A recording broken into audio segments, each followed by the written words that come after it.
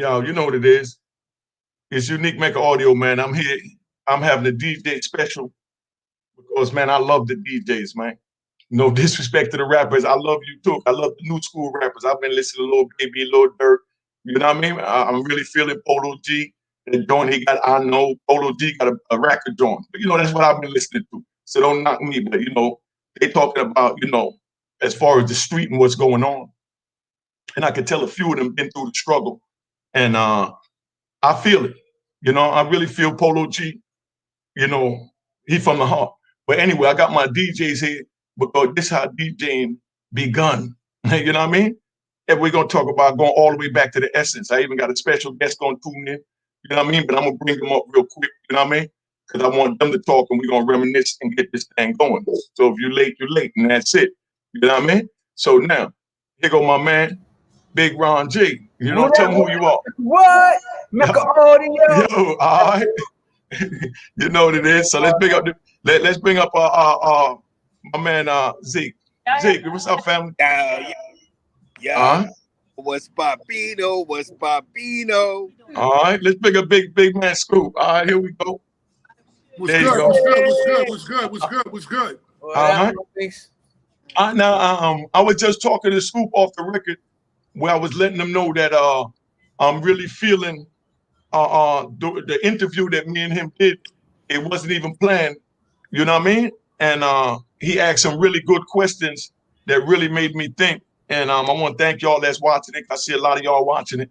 And it's real deep, man, because I try and give up a little bit of what's in my mind. You know what I mean? And Scoop, thank you for bringing that out. I appreciate it. I mean, for someone to have gone through all you went through, fought through it, and got yourself out, man, it's a hell of an accomplishment. Because, to be honest with you, if you had given up in your soul, you'd be in there now. Yeah. But I just refuse to quit. You know what I'm saying? And that's what it is. You cannot, within whatever you're doing, you can't quit. Whether it's an illness you face, whether it's incarceration, you have to make up in your mind that you're not quitting. And if you do that, you should be good. There you go. How you feel about that, Ron?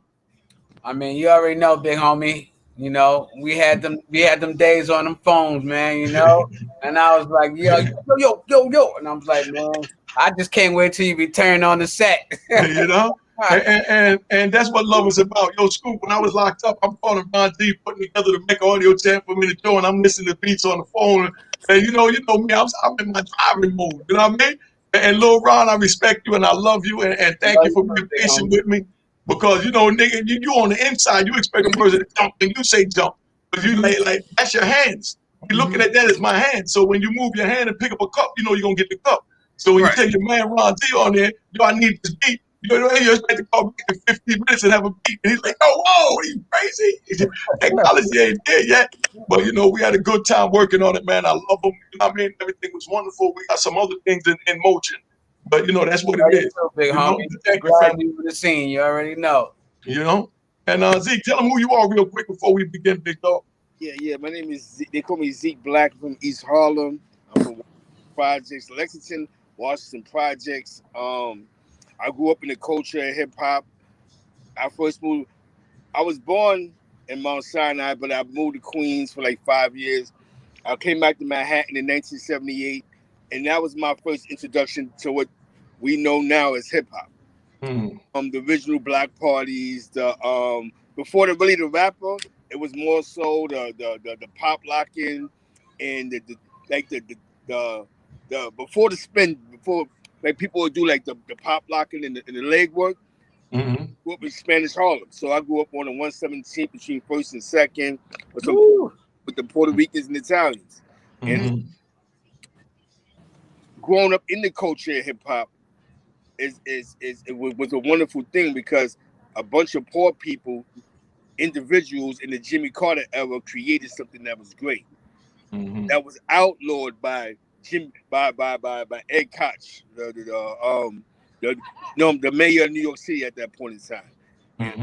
This is for all, you know what I'm saying? Like, I remember going to block parties and them playing and they're playing Good. That song Good Time. Who'd have thought that Kumo D would have made that a track. You know what I'm saying? Those break beats, Tina Marie, Michael Jackson doing the moonwalk, Lionel Richie all night long. All that was helping us, man. The people that was disenfranchised definitely in America, bro. And so I come from that, bro. I was outside when they made Gloria on 117th Avenue. The first scene when they killed the family and all that. You know what I'm saying? So I come from, man. I understand the grind, man. And I wish I would have become a rapper when I was younger. You know what I'm saying? Yeah. Scoop, how did you see, your first, vision as hip hop? How did hip hop birth to you? I think that it's the same thing that he just said. Like, my cousin Alan Jackson. His name was DJ AJ. He wasn't the DJ AJ that was known, but he was just a local DJ in Harlem. I lived on Fifth Avenue, so I lived on 110th and Fifth. So I had access to the East Side and the West Side.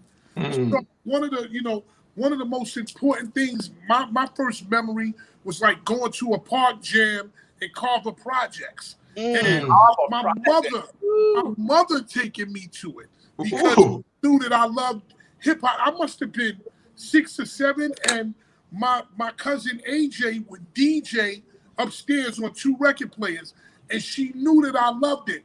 And because she knew I loved it, she would take me as a kid to the park jams. And there was a dude named Elmo from Carver, and he was dope on the mic, man. God bless the dead Ronnie Green.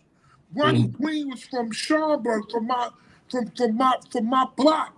I mean, he wound up becoming Captain Rock, but in the beginning, he was Ronnie Green.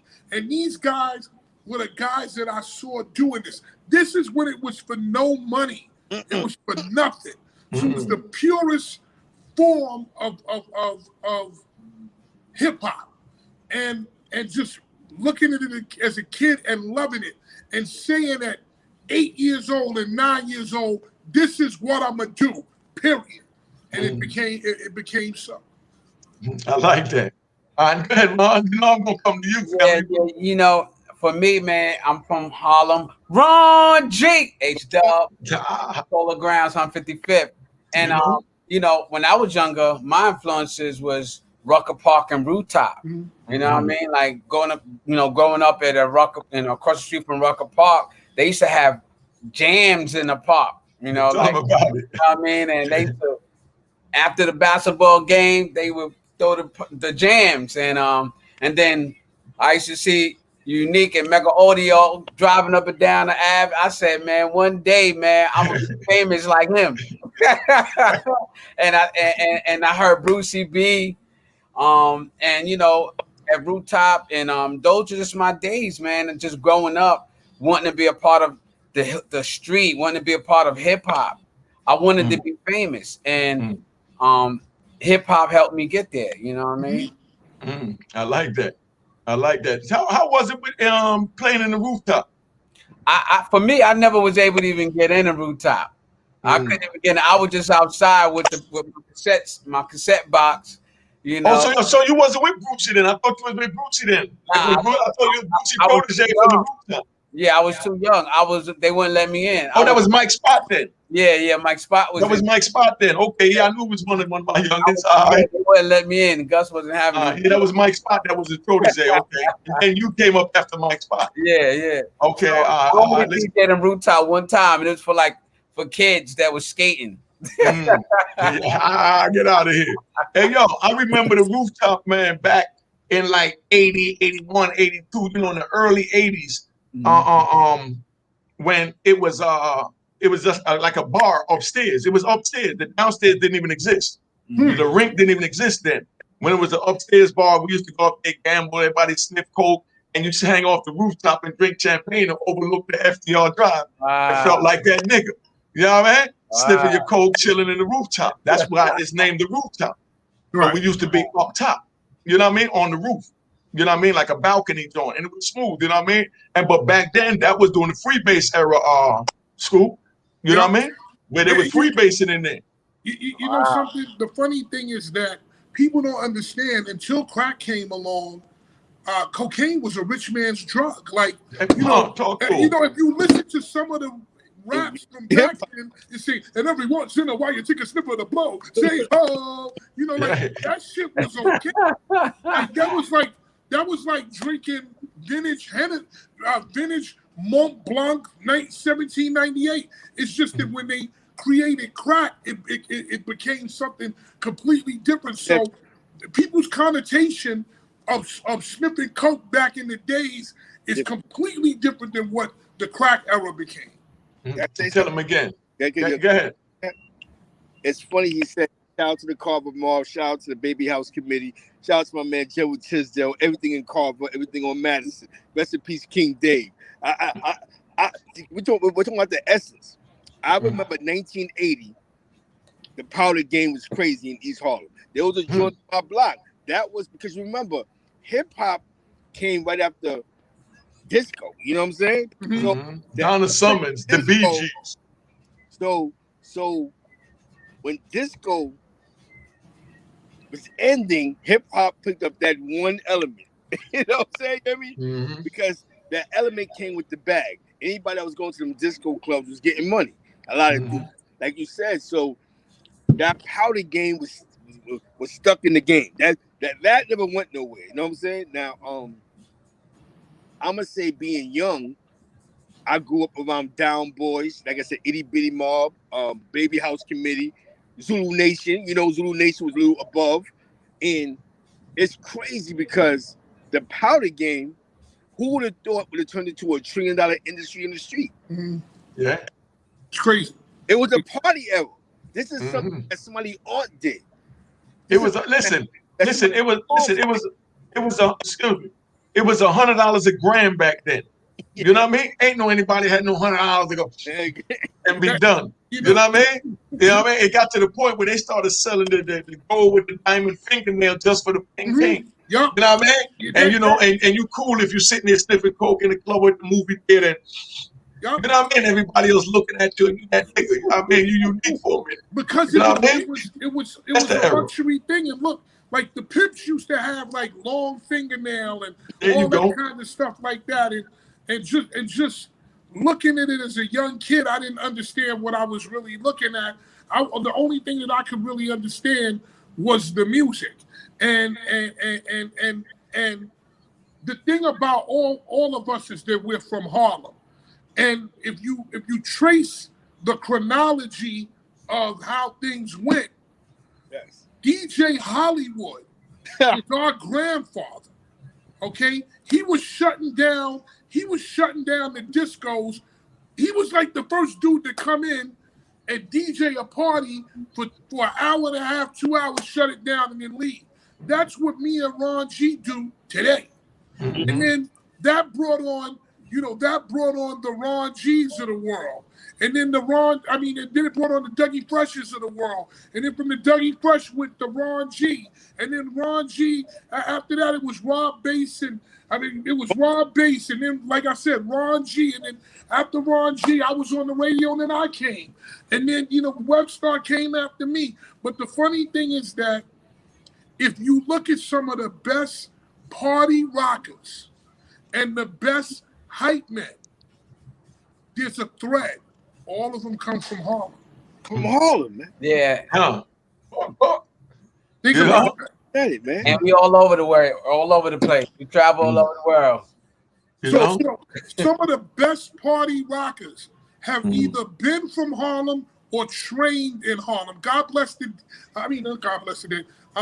He's down right now. He's dealing with his issues. But Bismarcky used to come to the Y in 201, and he used to be under the Dougie Fresh system as well. Because they used to and Eminon and Reg and all these people who came from that Dougie Fresh system. Myself, I made it out of that system. Rob Bass made it out of that system. And just the rooftop with Bruce and all of that, and like you said, forgetting RonG. All of these guys are known in the business to rock shit. A majority of us come from fucking one place, and that's Harlem. Harlem. You know what I mean? This is so Oh. dope, Lord, because people don't understand the essence was uptown, Bronx, and in Harlem, East Harlem. I'm gonna tell you what's crazy, right?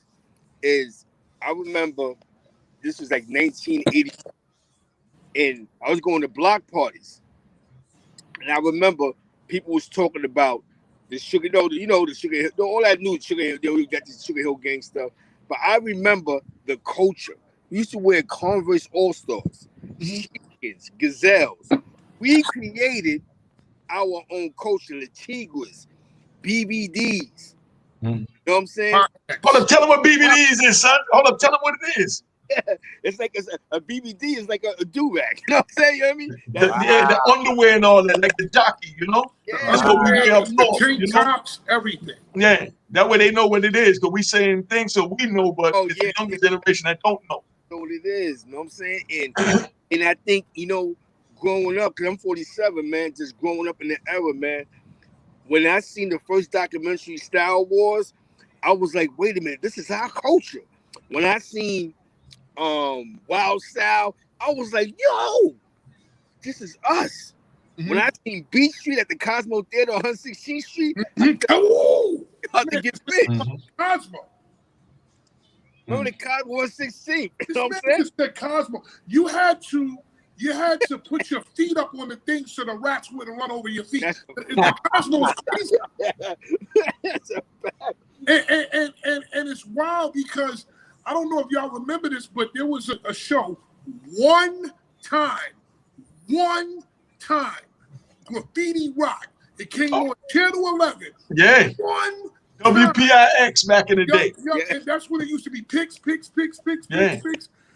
It came on one time, and it was like Run D. It was like the hip hop soul train. I don't know what happened. They couldn't get it off the ground, but that might have been the most groundbreaking thing. That was Scarface for hip hop. That was Beach Street and all of that. Where Scarface was for drug dealers, Beach Street and Graffiti Rock was like things that we looked at and said, yo, this is what we want to be. Yeah. How you feel about that, Ron? I mean, true story. For me, I was younger and, coming up, I was always influenced by like hip hop and DJs like Red Alert. You know what I mean? I always listened to Red, Molly Marr. Those guys inspired me to be as a DJ, and wanting to be a part of hip hop was always a dream for me. And coming up in those days with the block parties, and I used to, when I was coming up, I actually started DJing at the community center in Harlem and a hologram. There you go. Oh, yeah? All right, I'm gonna bring you on. Nick gonna bring you on. Okay. Hey, what up? Hey, I'm gonna bring up a special guest. Right now. Once he sit down, here we go. So we're gonna bring him in. Yeah. Okay. It's all outdoors, man. There you go. We got the Chief Rocker, Busy B, in here. Busy B. Scoop, what up, man? Salute, OG. Thank you. You know who it is. Hey, yo. Hey, Scoop, fill him in where we was at. What was the first question about the first time, you experienced hip hop? Again, from his point of view. Again, just if you can hear me, when I started experiencing hip hop for me, y'all, I was living across the street from the abandoned buildings. Can y'all can hear me clear, right? Yeah. All right. I was across the street from the abandoned buildings. We ain't have it was nothing. We had gangs. It was violence. The Puerto Ricans with the brothers, the black spades. We really couldn't have nothing if I wasn't hanging out with those type of brothers. Because I was like just cool with most people because of my character, and I probably wouldn't be here because it was really rough for us in the very beginning. And when I say that, I started in '77, but I saw it coming in '76, and I got involved in '77. And Melly Mel and Kid Creole, they got me involved because when Grandmaster Flash was playing music and testing he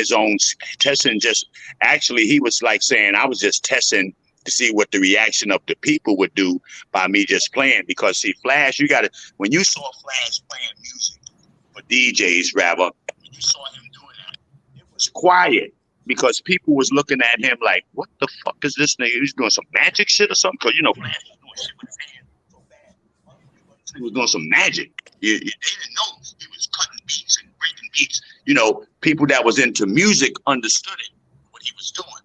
And me, when I heard Melly Mel and them go back and forth with this shit, I'm like, wow. But then at that time, I didn't have a brother or like a good friend to say, come on, me and you, because it was all groups. It was Melly Mel, Kid Creole, then it was King Cowboy, then the Cold Crush 4, then Theodore and the 3 MCs. Mm-hmm. And then, I mean, it was always 2 and 3 people. So I mean, I got tired of it and said I want to try it by myself. So I spreaded it. I didn't just stay one place. I went to Bronx River with Bambaataa.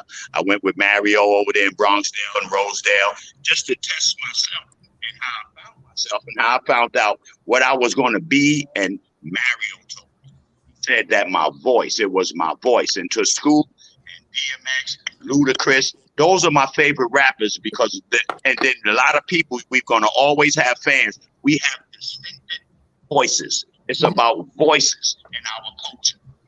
And I'll give you a perfect example. The Temptations, they had 5 distinctive voices. Hey, Busy, move your phone a little bit. Eddie Kendricks with the high pitch, had different voices, and people loved that. So when you have your groups these days, everybody sound the same. It's like, so everybody want to be a solo now. Oh.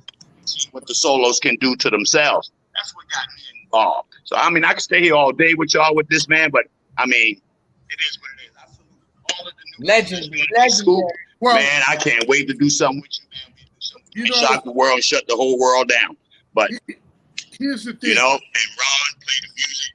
I mean, I'm that. I'm gonna keep my craft with the originals. Now the new guys, no problem. Salute and do what y'all do. I like what I like. I like the real guys that did it the hard way, the manual. Everybody now is push button this, push button that. We did our shit manually. We had to rewind that shit. We had to tie our shit. Yeah. Push buttons and shit to do shit. Definitely. I took the rough road, but I had a good time. I'm still looking good. I'm still rocking. I get pussy every now and then. You know what I'm saying? Okay. All right. Okay. All right. You good. You sound like a champ. Well, hey, it is what it is, man. Here's the thing. For you to still be doing this at the level you're doing it, number one, that's a blessing. Number two is, you know, I'll publicly say that without people like yourself, we're not here. You know, the problem with the younger generation is they don't want to give any kudos, any respect, anything to the people who paved the way. Listen, everything that I do is based off of something that you did. You were doing it when I didn't even know what it was to be doing it, period. So everything that I saw and that made me Fatman Scoop, that's a rehash of what you did, what Dougie did, what everybody did in that era, and then I just took that and I put my spin on it, and that's why I am where I am today. And I think that we never reach back and say, yo, man, it's you the one who did it. And I'll publicly say that. You know you, brother, know me. Amen. Just like I say, no Dougie Fresh, no Fatman Scoop, no Teddy Riley, no Fatman Scoop. Certain people paved the way. I sure wish I could hear them prayers and shit. Yeah, you know. Hey, Unique, just let me hear this when it's over. You hear me, but I know Scoop. I heard a little something, and Scoop was giving me some love. I want to hear that shit, man. I want to hear all that shit. I can't really hear it. So Scoop, put that shit in the bottle for me. We can't hear it again, man. Give me some chills when my I thought I did deserve it, but I wasn't getting from, like you said, some people. But from hearing it from you, man, hey, I want to hear it again live. That's it, man. I mean, because y'all probably can hear me, but when y'all go to talk, it's dead. And I don't want to keep trying to go in and out, but hey, salute to everybody involved. Scooping y'all, man. I'm gonna come on your platform on the Instagram or something. We can go chop it up, RonG. You know, you be shouting me on your morning show. I'm on there and I see it all the time. You know what I'm saying? So, hey, yo, man, Who else down there, man? I can't even see who else down there. But hey, again, man, respect given, respect due. That's my motto. I got one rule. Don't hurt nobody. I ain't in the hurt game. If I think I'm gonna hurt, I'm out. I'm trying to just do my shit. Yo, you know, me and you been doing this shit not too long, and then you was away for too long. Back now, everything is love and respect. Yo, you kudos for keep doing what you're doing. Keep uplifting and spurring the people. Scoop, Ron, I'm gonna see y'all again, man. I'm getting upset that I can't hear this shit coming back. And again, Unique, I'm gonna see you soon, man. All right. Okay. All right. Hold up. Well, busy. Yeah, Busy John was real bad.